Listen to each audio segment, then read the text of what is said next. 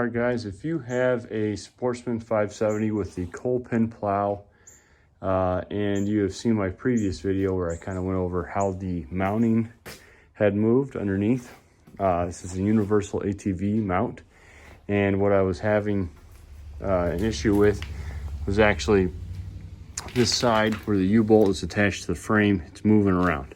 So I can fit my entire middle finger inside of that U-joint, or the U-bolt, and that's creating a lot of play.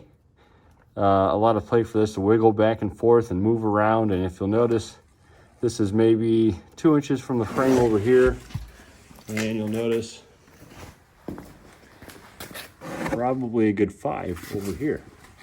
So I don't use a U-bolt over here. I have 2 bolts on the skid plate located right here. It's actually on the other side of this skid plate underneath the battery where these bolts go in.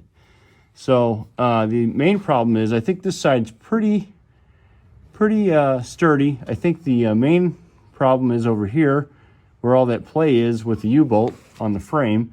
So my solution is I'm going to take this plate off, loosen it, drop it down a little bit, and then I'm going to make a shim, a steel shim that will go right in here.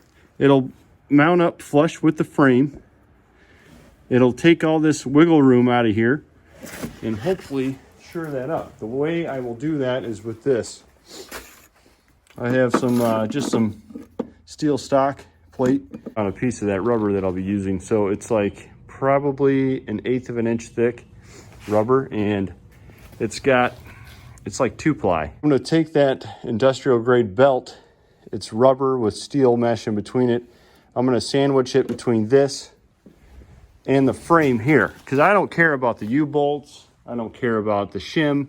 I care about the ATV frame. So I'm going to put that rubber right in between the shim and the frame on that U-bolt.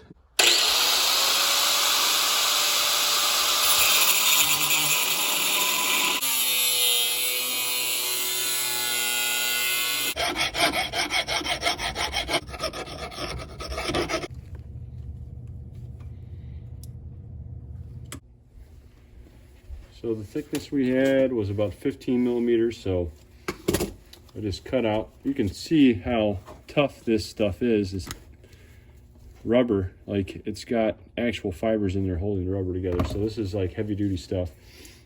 I got my 2 spacers, and that's not too bad for just eyeballing it. And we'll get this in there as well. So I'll have this up against the U-bolt, this up against the frame of the ATV. And if we measure it, let's see if we'll get lucky. Well, actually we have a little bit more of a gap we need to fill. So I'm just going to cut more of this out because we are working with universal. You can see how tough this stuff is to cut. We are working with universal mounts, so sometimes it's a little trial and error. So this is what we're working with. 2 metal spacers, and maybe I'll stagger these, make it like a sandwich. My hands are frozen, see that?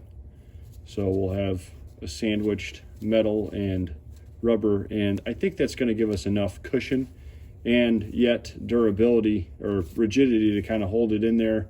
We'll have it pinched in place, and hopefully that mount shouldn't wiggle. I got the mounts loosened up on both sides. So this U-bolt here and the 2 bolts that are underneath the battery. I've got the skid plate mounted where I would like it. So you can see how much I moved it, probably a good 2 inches. And like we talked about before, I have it sandwiched, and I'm going to put this rubber side against the frame.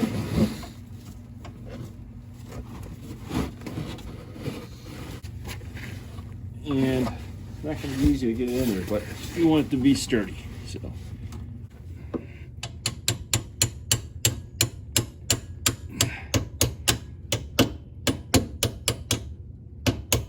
I got all the bolts adjusted, tightened down to where I need them. made sure everything was squared up and spaced the way that I wanted. After doing so, you can tell this is really on there. Those things, these are not moving at all.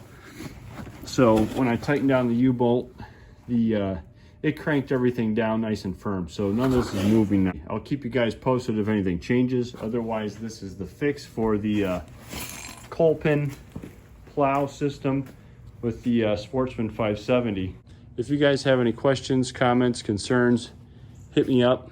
If you're wondering what these little things are on my garage floor, they're called pigs, and what they do is just soak up all the water that, you know, when you park your car in the garage, everything melts, and this just kind of absorbs all that salty water. They do a good job. You guys take care.